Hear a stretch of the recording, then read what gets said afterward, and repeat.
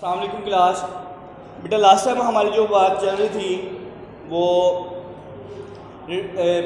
Preparation of alkyne and alkyne थी, hydrogenation के हवाले से।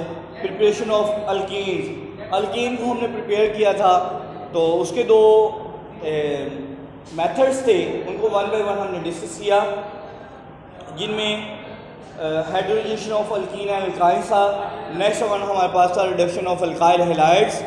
आज हमने अल्केन्स की प्रॉपर्टीज़ को डिस्कस करना है, उसके बाद इसके केमिकल रिएक्शंस हैं उनको भी देखते हैं। फिजिकल प्रॉपर्टीज़ ऑफ अल्केन्स की फिजिकल प्रॉपर्टीज़ तो देखते हैं कैसी होती हैं। Number one, alkanes form a homologous series of compound. जो अल्केन है ये होमोलोगस सीरीज बनाते हैं इसकी कंपाउंड्स की। First four members of series are gases. First four member of series are gases, यानी कि CH4 से लेकर ऑनवर्ड C4H10 तक आपके पास ये किस फॉर्म में है? गैसेस फॉर्म में। ठीक हो गया। The alkanes containing of C5 to C10 are liquids. C5 से C10 तक आपके पास, C5 से B10 तक आपके पास जो कंपाउंड्स हैं वो आपके पास क्या हैं? लिक्विड्स हैं।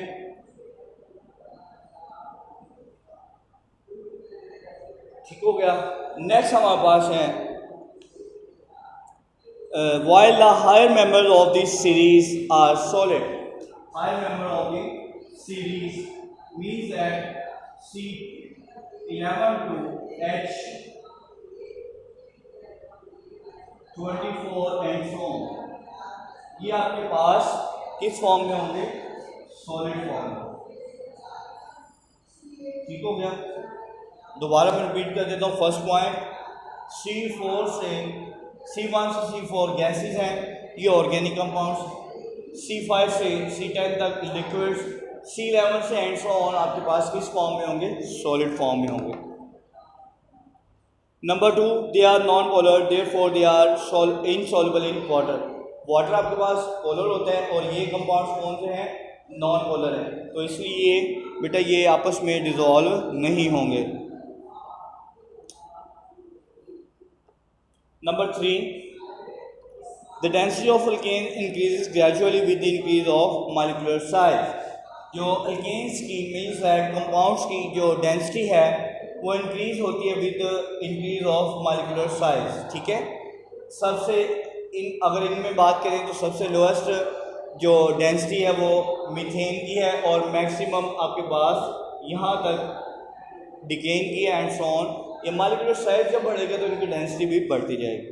Number four, the melting and boiling points of the alkanes increases regularly with the increase of the molecular sizes. This is because of increase of attractive forces between the molecule of alkane.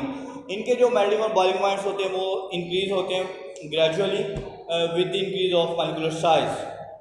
Number five, the alkanes become more viscous as molecular size increase. जैसे जैसे इनका molecular size बढ़ेगा ये इनकी जो viscous property है वो भी बढ़ती जाएगी, विस्कस एबिलिटी वो भी बढ़ती जाएगी। Number six, alkanes become less flammable, more difficult to burn with the increase of molecular size. इनका जैसे मॉलिक्यूलर साइज बढ़ता है तो इनको बर्न करना क्या होता है? डिफ़िकल्ट होता है। नेक्स्ट हमारे पास है केमिकल रिएक्शंस। अल्केन्स जो होती हैं वो लीस्ट रिएक्टिव होते हैं क्योंकि इनमें जो बॉन्ड्स होते हैं वो सारे सिंगल कोवलेंट बॉन्ड्स होते हैं, इसलिए इनमें जो रिएक्टिविटी है विद अदर एलिमेंट्स वो क्या होती है? अदर कंपाउंड्स वगैरह क्या होती है? कम होती है as compare to alkene and alkynes. तो हमारे पास जो फर्स्ट रिएक्शन है अल्केन का वो है हैलोजिनेशन। क्या है बेटा? हैलोजिनेशन मीन्स दैट इनको आपने इसमें हैलोजन ऐड करना है अल्केन्स में। तो इसको रीडिंग कर लेते हैं पहले, उसके बाद इसके रिएक्शंस हैं। लॉन्ग क्वेश्चन है इंपॉर्टेंट, तो उसको हमने वन बाय वन अभी डिस्कस करना है। Alkanes gives only substitution reaction, alkane सिर्फ सब्स्टिट्यूशन रिएक्शन शो करते हैं। A reaction in which one और more hydrogen atom of the saturated compounds are replaced with some other atoms like halogen is called substitution reaction. These reactions are characteristic properties of alkanes. Alkanes react fairly with halogens in diffuse sunlight only. In dark there is no reaction. In direct sunlight reaction is explosive and carbon dioxide and carbon is depositous. अब इसमें जो condition है इनको आपने ख्याल रखना है उनका क्या होगा। जो अल्केन है, अल्केन्स ये हैलोजन के साथ जब रिएक्ट करेंगे तो उसके लिए जो कंडीशन रिक्वायर्ड है वो जस्ट डिफ्यूज सनलाइट है। अगर आपके पास डार्क सनलाइट होगी तो रिएक्शन स्टार्ट ही नहीं होगा, ठीक है, टेक प्लेस नहीं होगा। अगर आपके पास डायरेक्ट सनलाइट है तो ये जो रिएक्शन है ये एक्सप्लोसिव हो सकता है, धमाका खेज हो सकता है, तो वो डेंजरस है। इसलिए इसकी जो कंडीशन है उसको उसका आपने ख़ास ख्याल रखना है। तो आपके पास जो फर्स्ट रिएक्शन है, मीथेन रिएक्ट कर रहा है क्लोरीन के साथ।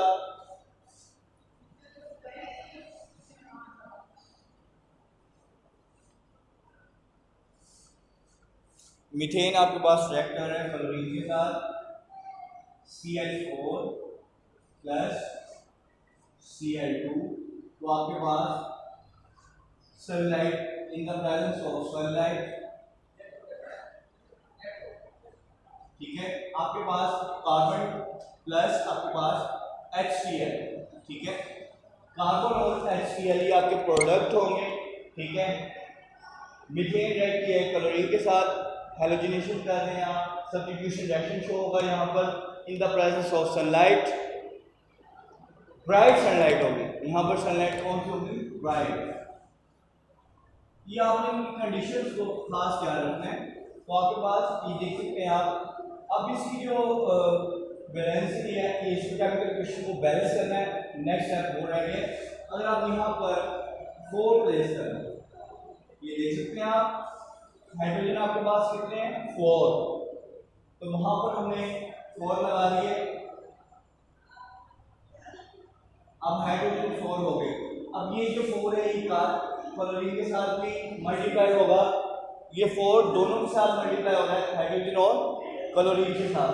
तो 4 जब क्लोरीन के साथ मल्टीप्लाई होगा, यहाँ पर कितने हैं 2, तो यहाँ पर आप 2 प्लेस कर देंगे, 2 2 इंटू 4, ठीक हो गया बेटा, जब आप इनको मल्टीप्लाई करवाते हैं। तो ये तो छोटी सी क्वेश्चन को बैलेंस करना ये ऑलरेडी आप सीख चुके हैं। नेक्स्ट हमारे पास इससे कुछ और रिएक्शन आने वाले हैं, उनको हम देखते हैं। जब आपके पास डिफ्यूज सनलाइट होगी, कौन सी बेटा, जब आपके पास डिफ्यूज सनलाइट होगी तो रिएक्शन किस तरह के होंगे उनको हमने देखना है। मीथेन रिएक्ट करेगा अगेन क्लोरीन के साथ, Cl2 के साथ। आपके पास जो लाइट है वो डिफ्यूज है, डिफ्यूज सनलाइट, ठीक हो गया। तो आपके पास जो प्रोडक्ट बनेंगे उसको देखते हैं। एक प्रोडक्ट आपके पास जो बनेगा HCl, क्या बनेगा एक प्रोडक्ट आपके पास HCl, बाकी आपके पास क्या बन जाएगा CH3 और यहाँ से एक Cl, ठीक हो गया। यहाँ से आपने एक H रिमूव करवाया, एक क्लोरीन का एटम, तो बाकी आपके पास ये प्रोडक्ट बने CH3Cl प्लस आपके पास HCl बच गया। नेक्स्ट ये जो आपके पास CH3 और Cl बने, मजीद इसको आप रिएक्ट करवाएंगे किसके साथ बेटा, क्लोरीन के साथ। कंडीशंस वही होंगी सेम। तो आपके पास CH2 और Cl2 बनेगा यहाँ पर, एक HCl यहाँ पर, ठीक है। मजीद आपके पास ये रिएक्शन चेन रिएक्शन है, समझ लें आप, ये रिएक्शन मजीद चलता रहेगा। CH2 इसको आप फिर रिएक्ट करवाएंगे क्लोरीन के साथ, ठीक है। यहाँ से CH और यहाँ पर Cl3 प्लस HCl, मजीद इसको रिएक्ट करवाएंगे आप क्लोरीन के साथ इस प्रोडक्ट को, CH प्लस Cl2, आपके पास कंडीशन अगेन सेम है। आपके पास क्या बनेगा, कार्बन टेट्राक्लोराइड। ये फाइनल प्रोडक्ट आपके पास आ गया कार्बन टेट्राक्लोराइड CCl4 प्लस आपके पास क्या बनेगा HCl। ठीक हो बेटा, ये एक चेन रिएक्शन है कंप्लीट, हैलोजिनेशन ऑफ अल्केन्स।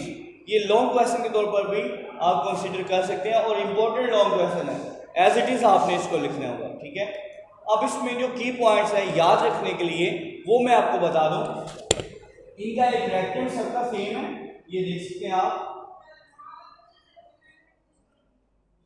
आसानी से इसको याद करने के लिए, और एक प्रोडक्ट सेम है।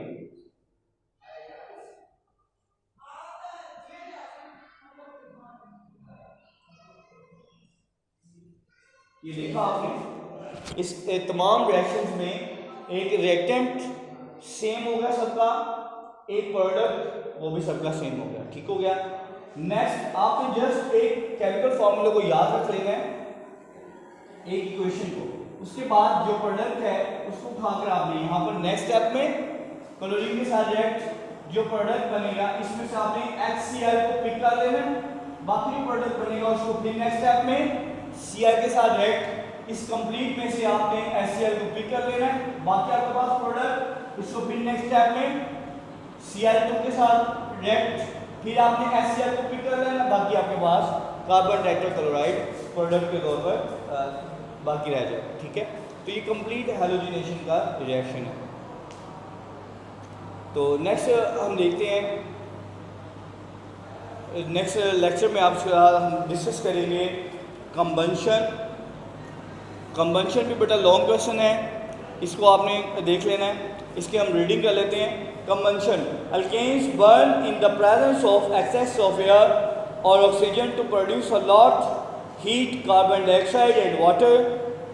This reaction takes place in automobile combustion engines, domestic heaters and cooking appliances. It is highly exothermic reaction and because of it alkanes are used as a fuel. ये हाईली एक्सोथर्मिक रिएक्शन है, इसमें बहुत ज़्यादा heat escape out होती है क्योंकि इसमें आपके पास जो फ्यूल है वो अल्केन्स इस्तेमाल हो रहा है। तो हम देखते हैं इसमें, अब इसके रिएक्शंस को डिस्कस करते हैं बेटा, इसको हम वेट कर देते हैं।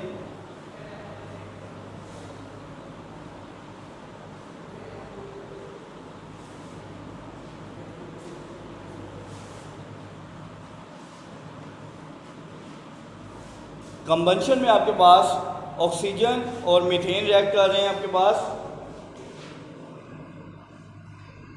मीथेन, नेक्स्ट आपके पास ऑक्सीजन रिएक्ट कर रहे हैं। ठीक है, आपके पास जो प्रोडक्ट्स बनेंगे वो आप बुक में देख सकते हैं, carbon dioxide gas, water plus आपके पास हीट रिलीज हो रही है। ठीक है, ये है कंबंशन। आपने देखा जब आप मीथेन को ऑक्सीजन की मौजूदगी में जलाते हैं, carbon dioxide gas, water vapours और प्लस हीट बन जाएगी। अब हीट प्रोडक्ट में आई है, इसका मतलब ये जो रिएक्शंस हैं ये एक्सोथर्मिक रिएक्शंस हैं। ठीक है, अब इस केमिकल इक्वेशन को आपने बैलेंस करना है, तो यहाँ पर जस्ट आप 2 लगा लें और यहाँ पर भी 2 लगा लें। केमिकल इक्वेशन को बैलेंस करना मैंने आपको बारहा सिखा दिया है, तो ये आपने देख लेना। नेक्स्ट इसका जो रिएक्शन है वो है जी in the limited supply of oxygen. अगर आपने ऑक्सीजन की जो सप्लाई है वो लिमिटेड कर दी है, कम कर दी है, देयर इज इनकम्प्लीट कंबंशन। जो आपके पास कंबंशन का प्रोसेस है जलने का वो कंप्लीट नहीं होगा। अगर जब आपके पास कंप्लीट नहीं होगा तो फिर प्रोडक्ट्स क्या बनेंगे? As a result carbon monoxide is produced that creates suffocation and causes death. जब आपने ऑक्सीजन की सप्लाई को लिमिटेड कर दिया है तो आपके पास कार्बन मोनोऑक्साइड बनेगी जो कि सफोकेशन, घुटन का सबब बनेगी और सांस में प्रॉब्लम करेगी, जिसकी वजह से इंसान की डेथ हो सकती है।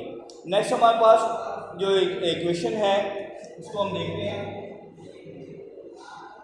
CH4 प्लस आपके पास ऑक्सीजन, इसकी जो प्रोडक्ट्स बनेंगी कार्बन मोनोऑक्साइड, ठीक है, साथ इसके बेटा कार्बन प्लस इसमें आपके पास वाटर, ठीक है। केमिकल इक्वेशन को बैलेंस करने के लिए आपके पास जो डिजिट्स हैं कुछ इस तरह से हैं।